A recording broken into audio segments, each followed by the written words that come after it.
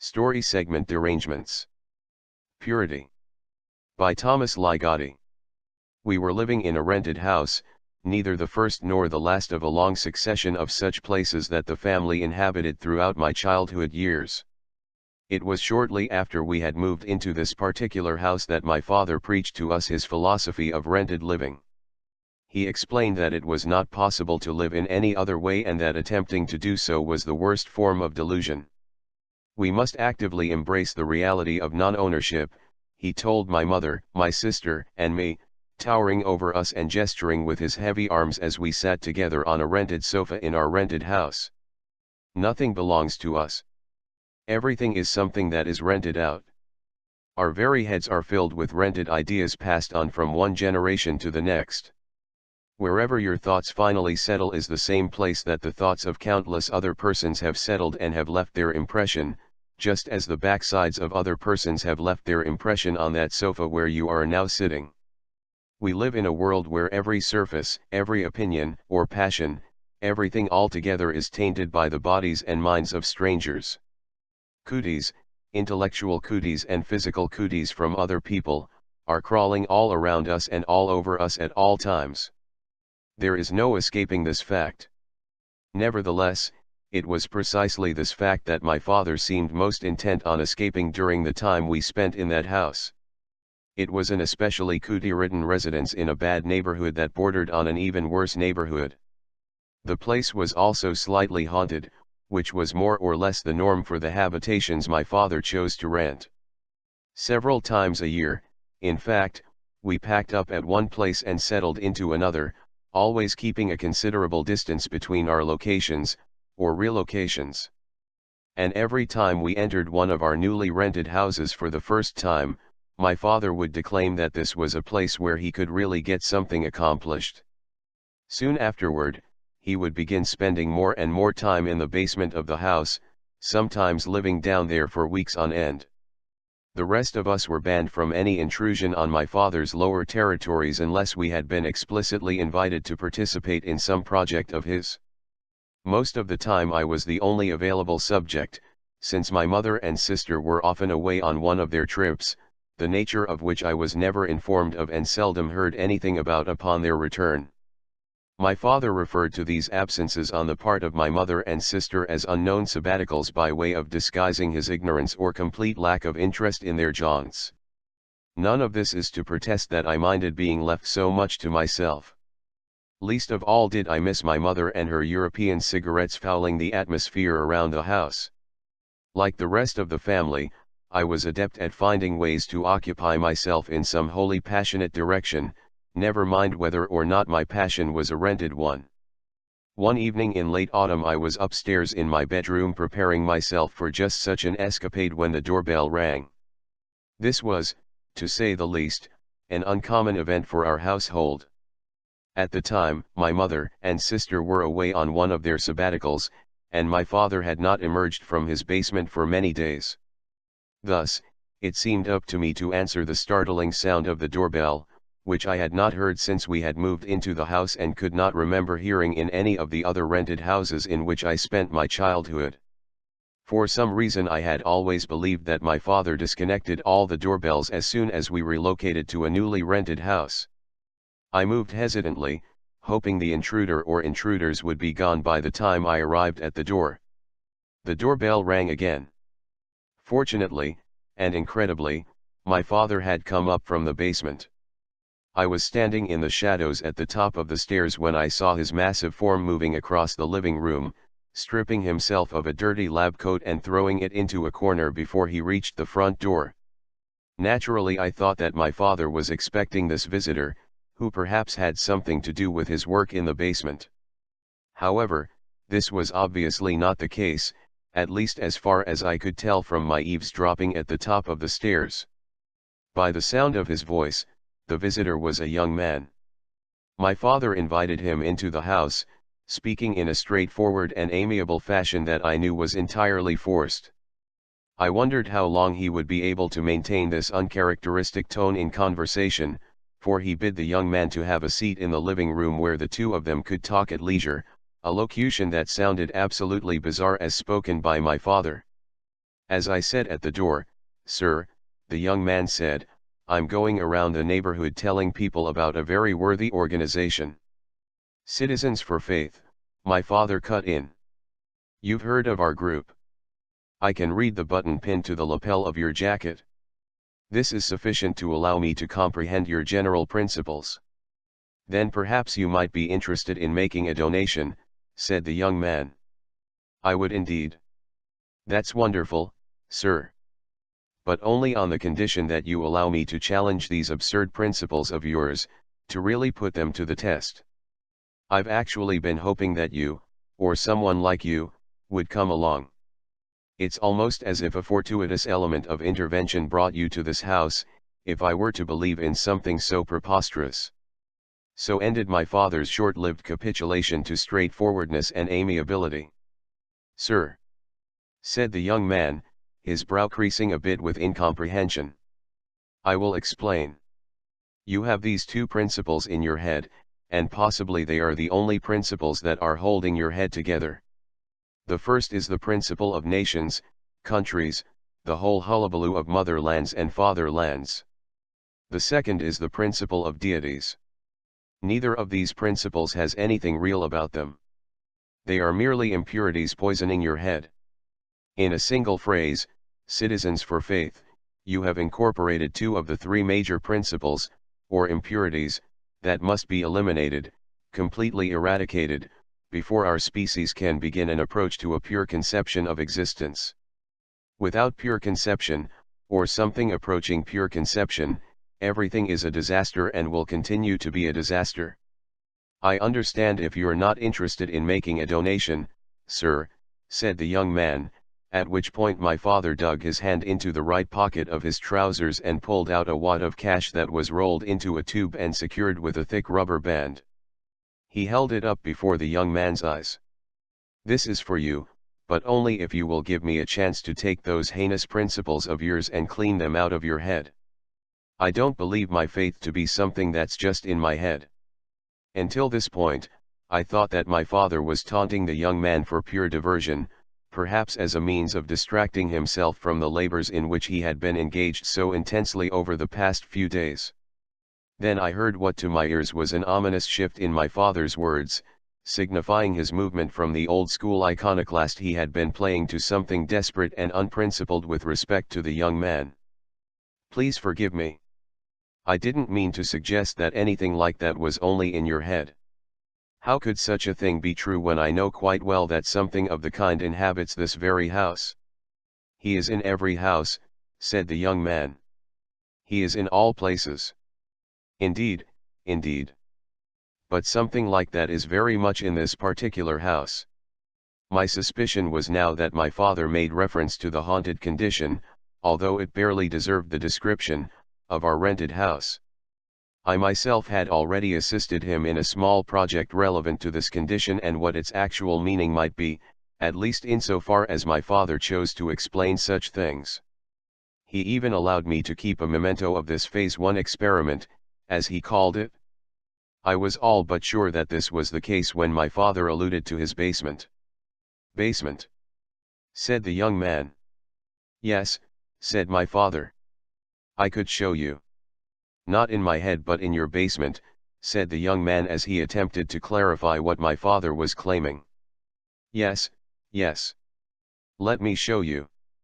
And afterward I will make a generous donation to your group. What do you say?" The young man did not immediately say anything, and perhaps this was the reason that my father quickly shouted out my name. I backed up a few steps and waited, then descended the stairway as if I had not been eavesdropping all along. "This is my son," my father said to the young man, who stood up to shake my hand. He was thin and wore a second-hand suit, just as I imagined him while I was eavesdropping at the top of the stairs. "Daniel, this gentleman and I have some business to conduct. I want you to see that we're not disturbed." I simply stood there as if I had every intention of obediently following these instructions. My father then turned to the young man, indicating the way to the basement. "We won't be long. No doubt my presence, that is, the normality of my presence, was a factor in the young man's decision to go into the basement. My father would have known that. He would not know, nor would he have cared, that I quietly left the house as soon as he had closed the basement door behind him and his guest. I did consider lingering for a time at the house, if only to gain some idea of what phase my father's experimentation had now entered, given that I was a participant in its early stages. However, that night I was eager to see a friend of mine who lived in the neighborhood. To be precise, my friend did not live in the bad neighborhood where my family had rented a house but in the worse neighborhood nearby. It was only a few streets away, but this was the difference between a neighborhood where some of the houses had bars across their doors and windows and one in which there was nothing left to protect or to save or to care about in any way. It was another world altogether. A twisted paradise of danger and derangement. Of crumbling houses packed extremely close together. Of burned-out houses leaning toward utter extinction. Of houses with black openings where once there had been doors and windows. And of empty fields over which shone a moon that was somehow different from the one seen elsewhere on this earth. Sometimes there would be an isolated house hanging onto the edge of an open field of shadows and shattered glass. And the house would be so contorted by ruin that the possibility of its being inhabited sent the imagination swirling into a pit of black mysteries. Upon closer approach, one might observe thin, tattered bed sheets in place of curtains. Finally, after prolonged contemplation, the miracle of a soft and wavering glow would be revealed inside the house. Not long after my family moved into a vicinity where such places were not uncommon, I found one particular house that was nothing less than the ideal of the type of residence, so to speak, I have just described. My eyes became fixed upon it, held as if they were witnessing some miraculous vision. Then one of the bed sheets that covered the front window moved slightly, and the voice of a woman called out to me as I stood teetering on the broken remnants of a sidewalk. "Hey, you. Hey, boy. You got any money on you?" "Some," I replied to that powerful voice. "Then would you do something for me?" "What?" I asked. "Would you go up to the store and get me some salami sticks? The long ones, not those little ones. I'll pay you when you come back." When I returned from the store, the woman again called out to me through the glowing bed sheets. "Step careful on those porch stairs," she said. "The door's open." The only light inside the house emanated from a small television on a metal stand. The television faced a sofa that seemed to be occupied from end to end by a black woman of indefinite age. In her left hand was a jar of mayonnaise, and in her right hand was an uncooked hot dog, the last one from an empty package lying on the bare floor of the house.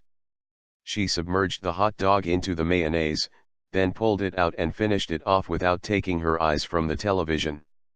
After licking away some mayonnaise from her fingers, she screwed the lid back on the jar and set it to one side on the sofa, which appeared to be the only piece of furniture in the room. I held out the salami sticks to her, and she put some money in my hand. It was the exact amount I had paid, plus $1. I could hardly believe that I was actually standing inside one of the houses I had been admiring since my family moved into the neighborhood. It was a cold night, and the house was unheated.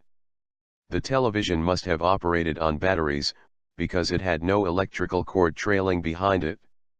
I felt as if I had crossed a great barrier to enter an outpost that had been long abandoned by the world, a place cut off from reality itself.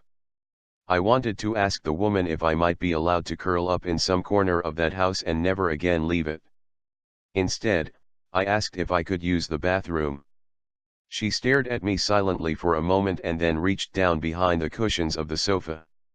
What she brought forth was a flashlight. She handed it to me and said, "Use this and watch yourself. It's the second door down that hall. Not the first door, the second door. And don't fall in." As I walked down the hall I kept the flashlight focused on the gouged and filthy wooden floor just a few feet ahead of me. I opened the second door, not the first, then closed it behind me. The room in which I found myself was not a toilet but a large closet. Toward the back of the closet there was a hole in the floor. I shone the flashlight into the hole and saw that it led straight into the basement of the house. Down there were the pieces of a porcelain sink and commode, which must have fallen through the floor of the bathroom that was once behind the first door I had passed in the hallway. Because it was a cold night, and the house was unheated, the smell was not terribly strong. I knelt at the edge of the hole and shone the flashlight into it as far its thin beam would reach. But the only other objects I could see were some broken bottles stuck within the strata of human waste. I thought about what other things might be in that basement. And I became lost in those thoughts. "Hey, boy," I heard the woman call out. "Are you all right?" When I returned to the front of the house, I saw that the woman had other visitors. When they held up their hands in front of their faces, I realized that I still had the shining flashlight in my hand. I switched it off and handed it back to the woman on the sofa. "Thank you," I said as I maneuvered my way past the others and toward the front door. Before leaving, I turned to the woman and asked if I might come back to the house. "If you like," she said. "Just make sure you bring me some of those salami sticks." That was how I came to know my friend Candy, whose house I visited many times since our first meeting on that thrilling night. On some visits, which were not always at night, she would be occupied with her business, and I would keep out of her way as a steady succession of people, young and old, black and white, came and went. Other times, when Candy was not so busy, I squeezed next to her on the sofa, and we watched television together. Occasionally we talked, although our conversations were usually fairly brief and superficial, stalling out as soon as we arrived at some chasm that divided our respective lives and could not be bridged by either of us. When I told her about my mother's putrid European cigarettes, for instance, Candy had a difficult time with the idea of European, or perhaps with the very word itself. Similarly, I would often be unable to supply a context from my own life that would allow me to comprehend something that Candy would casually interject as we sat watching television together. I had been visiting her house for at least a month when, out of nowhere, Candy said to me, "You know, I had a little boy that was just about your age." "What happened to him?" I asked. "Oh, he got killed," she said, as if such an answer explained itself and warranted no further elaboration. I never urged Candy to expand upon this subject, but neither could I forget her words or the resigned and distant voice in which she had spoken them. Later I found out that quite a few children had been killed in Candy's neighborhood, some of whom appeared to have been the victims of a child murderer who had been active throughout the worst neighborhoods of the city for a number of years before my family moved there. It was, in fact, my mother who, with outrageous insincerity, warned me about some dangerous pervert stealthily engaged in cutting kids' throats right and left in what she called that terrible neighborhood where your friend lives.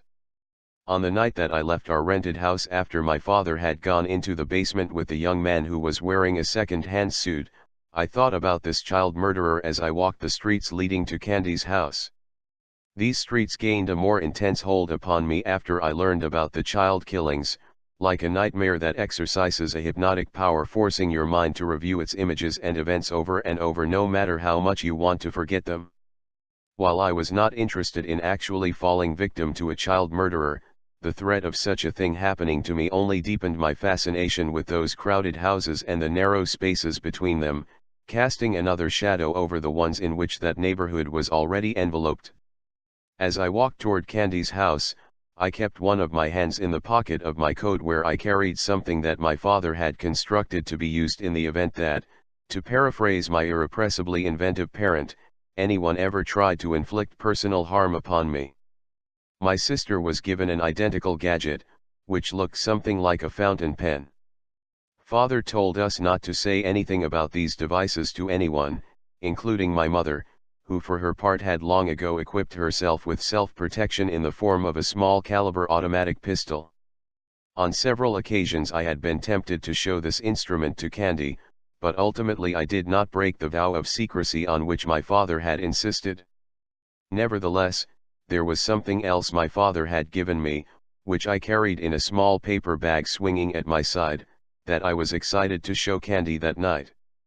No restrictions had been placed on disclosing this to anyone, although it probably never occurred to my father that I would ever desire to do so. What I carried with me, contained in a squat little jar inside the paper bag, was a byproduct, one might say, of the first phase experiment in which I had assisted my father not long after we moved into our rented house. I have already mentioned that, like so many of the houses where my family lived during my childhood years, our current residence was imbued with a certain haunted aspect, however mild it may have been in this instance.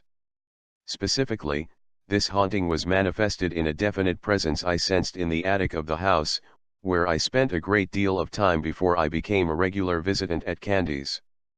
As such things go, in my experience, there was nothing especially noteworthy about this presence. It seemed to be concentrated near the wooden beams which crossed the length of the attic and from which, I imagined, some former inhabitant of the house may once have committed suicide by hanging.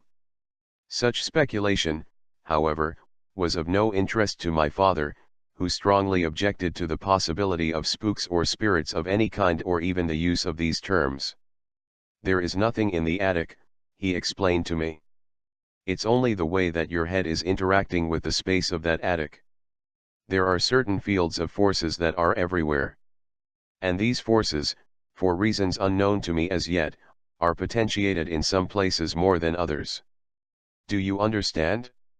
The attic is not haunting your head is haunting the attic. Some heads are more haunted than others, whether they are haunted by ghosts or by gods or by creatures from outer space. These are not real things. Nonetheless, they are indicative of real forces, animating and even creative forces, which your head only conceives to be some kind of spook or who knows what. You are going to help me prove this by allowing me to use my apparatus in the basement to siphon from your head that thing which you believe is haunting the attic. This siphoning will take place in a very tiny part of your head, because if I siphoned your whole head, well, never mind about that. Believe me, you won't feel a thing." After it was over, I no longer sensed the presence in the attic. My father had siphoned it away and contained it in a small jar, which he gave to me once he was through with it as an object of research, his first phase of experimentation in a field in which, unknown to other scientists who have since performed similar work, my father was the true Copernicus or Galileo or whomever one might care to name. However, as may be obvious by now, I did not share my father's scientific temperament. And although I no longer felt the presence in the attic, I was entirely resistant to abandoning the image of someone hanging himself from the wooden beams crossing the length of a lonely attic and leaving behind him an unseen guideline to another world. Therefore, I was delighted to find that the sense of this presence was restored to me in the portable form of a small jar, which, when I cupped it tightly in my hands, conveyed into my system an even more potent sense of the supernatural than I had previously experienced in the attic. This was what I was bringing to Candy on that night in late autumn. When I entered Candy's house, there was no business going on that might distract us from what I had to show her. There were in fact two figures slumped against the wall on the opposite side of the front room of the house, but they seemed inattentive, if not completely oblivious, to what was happening around them. "What did you bring for Candy?" she said, looking at the paper bag I held in my hand. I sat down on the sofa beside her, and she leaned close to me. "This is something," I started to say as I removed the jar from the bag, holding it by its lid. Then I realized that I had no way to communicate to her what it was I had brought. It was not my intention to distress her in any way, but there was nothing I could say to prepare her. "Now don't open it," I said. "Just hold it. It looks like jelly," she said as I placed the jar in her meaty hands. Fortunately, the contents of the jar presented no disturbing images, and in the glowing light of the television they took on a rather soothing appearance. She gently closed her grip on the little glass container as if she were aware of the precious nature of what was inside. She seemed completely unafraid, even relaxed. I had no idea what her reaction would be. I knew only that I wanted to share with her something that she could not otherwise have known in this life, just as she had shared the wonders of her house with me. "Oh my God," she softly exclaimed. I knew it. I knew that he wasn't gone from me. I knew that I wasn't alone. Afterward, it occurred to me that what I had witnessed was in accord with my father's assertions. Just as my head had been haunting the attic with the presence of someone who had hanged himself, Candy's head was now haunting the jar with a presence of her own design, one which was wholly unlike my own. It seemed that she wished to hold on to that jar forever. Typically, forever was about to end. A nondescript car had just pulled up and stopped in front of Candy's house. The driver quickly exited the vehicle and slammed its door behind him. Candy, I said, there's some business coming. I had to tug at the jar to free it from her grasp, but she finally let it go and turned toward the door. As usual, I wandered off to one of the back rooms of the house, an empty bedroom where I liked to huddle in a corner and think about all the sleeping bodies that had dreamed there throughout innumerable nights. But on this occasion I did not huddle in a corner. Instead, I kept watch on what was happening in the front room of the house. The car outside had come to a stop too aggressively, too conspicuously, and the man in the long coat who walked toward the house moved in a way that was also too aggressive, too conspicuous. He pushed open the door of Candy's house and left it open after he stepped inside. "Where's the white kid?" said the man in the long coat. "No white people in here," said Candy, who held her eyes on the television. "Not including you." The man walked over to the two figures across the room and gave each of them a nudge with his foot. "If you didn't know, I'm the one who lets you do business. I know who you are, Mr. Police Detective. You're the one who took my boy. You took other ones too, I know that. Shut up, fat lady. I'm here for the white kid." I took the pen out of my pocket and pulled off the top, revealing a short, thick needle like the point of a pushpin. Holding the pen at my side and out of sight, I walked back down the hallway. "What do you want?" I said to the man in the long coat. "I'm here to take you home, kid." If there was anything I had ever known in my life as a cold, abstract certainty, it was this: if I went with this man, I would not be going home. "Catch," I said as I threw the little jar at him. He caught the jar with both hands, and for a moment his face flashed a smile. I have never seen a smile die so quickly or so completely. If I had blinked, I would have missed the distressed transition. The jar then seemed to jump out of his hands and onto the floor. Recovering himself, he took a step forward and grabbed me. I have no reason to think that Candy or the others in the room saw me jab the pen into his leg. What they saw was the man in the long coat releasing me and then crumbling into a motionless pile. Evidently the effect was immediate. One of the two figures stepped out of the shadows and gave the fallen man the same kind of contemptuous nudge that had been given to him. "He's dead, Candy," said the one figure. "You sure?" The other figure rose to his feet and mule-kicked the head of the man on the floor. "Seems so," he said. "I'll be damned," said Candy, looking my way. "He's all yours. I don't want no part of him." I found the jar, which fortunately was unbroken, and went to sit on the sofa next to Candy. In a matter of minutes, the two figures had stripped the other man down to his boxer shorts. Then one of them pulled off the boxer shorts, saying, "They look practically new." However, he stopped pulling soon enough when he saw what was under them. We all saw what was there, no doubt about that. But I wondered if the others were as confused by it as I was. I had always thought about such things in an ideal sense, a mythic conception handed down over the centuries. But it was nothing like that. "Put him in the hole!" shouted Candy, who had stood up from the sofa and was pointing toward the hallway. "Put him in the goddamn hole!" They dragged the body into the closet and dropped it into the basement. There was a slapping sound made by the unclothed form as it hit the floor down there. When the two figures came out of the closet, Candy said, "Now get rid of the rest of the stuff and get rid of the car and get rid of yourselves." Before exiting the house, one of the figures turned back. "There's a big hunk of cash here, Candy." You're going to need some traveling money. You can't stay here. To my relief, Candy took part of the money.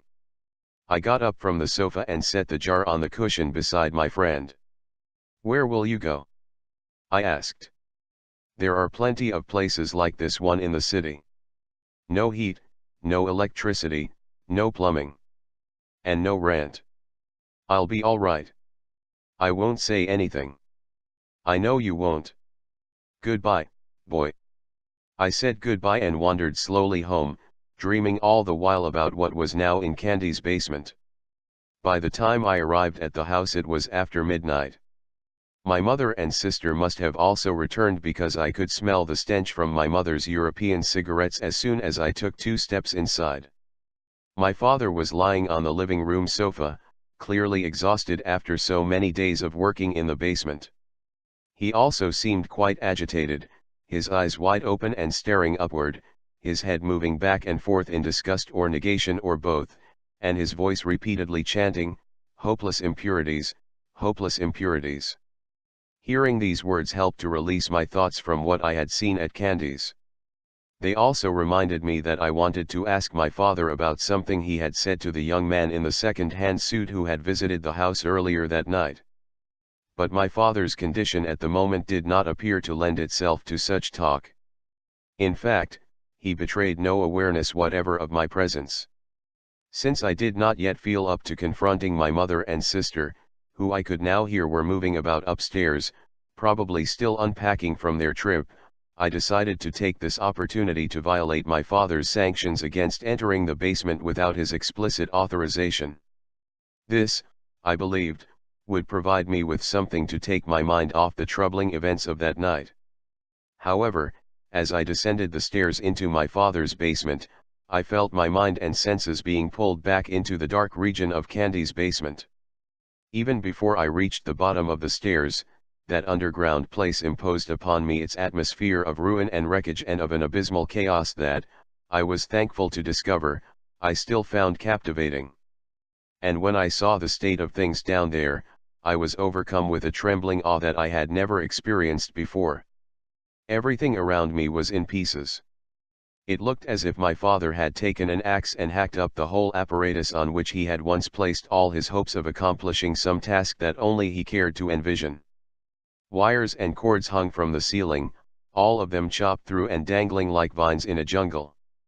A greasy, greenish liquid was running across the floor and sluicing into the basement drain. I waded through an undergrowth of broken glass and torn papers. I reached down and picked up some of the pages savagely ripped from my father's voluminous notebooks. Meticulous diagrams and graphs were obscured by words and phrases written with a thick, black marker. Page after page had the word impure scrawled over them like graffiti on the walls of a public toilet. Other recurring exclamations were, "Nothing but impurities, impure heads, nothing revealed, no pure conception, impossible impurities," and, finally, "the forces of an impure universe." At the far end of the basement I saw a hybrid contraption that looked as if it were a cross between a monarch's throne and an electric chair. Bound to this device by straps confining his arms and legs and head was the young man in a second-hand suit. His eyes were open, but they had no focus in them. I noticed that the greasy, greenish liquid had its source in a container the size of a water cooler bottle that was appended next to the big chair. There was a label on the container, written on masking tape, that read Siphon Age. Whatever spooks or spirits or other entities had inhabited the young man's head, and my father appeared to have drained off a sizable quantity of this stuff, were now making their way into the sewer system. They must have lost something, perhaps grown stale, once released from their container, because I felt no aura of the spectral, either malignant or benign, emanating from this residual substance. I was unable to tell if the young man was still alive in any conventional sense of the word. He may have been. In any case, his condition was such that my family would once again need to find another house in which and live. "What happened down here?" said my sister from the other side of the basement. She was sitting on the stairs. "Looks like another one of Dad's projects took a bad turn." "That's the way it looks," I said, walking back toward the stairs. Do you think that guy was carrying much money on him? I don't know. Probably. He was here collecting for some kind of organization. Good, because Mom and I came back broke. And it's not as if we spent all that much. Where did you go? I said, taking a seat beside my sister. You know I can't talk about that. I had to ask. After a pause, my sister whispered, Daniel, do you know what a hermaphrodite is? I tried my best to conceal any reaction to my sister's question, even though it had caused a cyclone of images and emotions to arise within me. That was what had confused me about the police detective's body. In my imagination, I had always pictured a neat separation of parts. But it was nothing like that, as I have already pointed out. Everything was all mixed together. Thank you, Elisa. Despite her adherence to my mother's strict rule of silence, my sister always managed to give away something of what they had been up to. Why do you ask that? I said, also whispering. Did you meet someone like that when you were with Mom? Absolutely not, she said. You have to tell me, Elisa. Did Mom? Did she talk about me? Did she talk about me to this person? I wouldn't know. I really wouldn't, said Elisa as she rose to her feet and walked back upstairs. When she reached the top step, she turned around and said, how's this thing between you and Mom going to end? Every time I mention your name, she just clams up. It doesn't make any sense. The forces of an impure universe, I said rhetorically. What? Said my sister.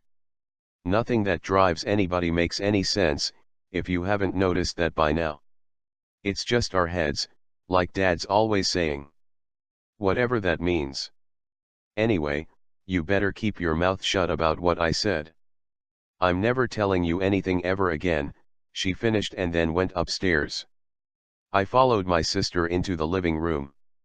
My father was now sitting up on the sofa next to my mother, who was opening boxes and pulling things out of bags, presumably showing what she had bought on her latest trip with Elisa. I sat down in a chair across from them.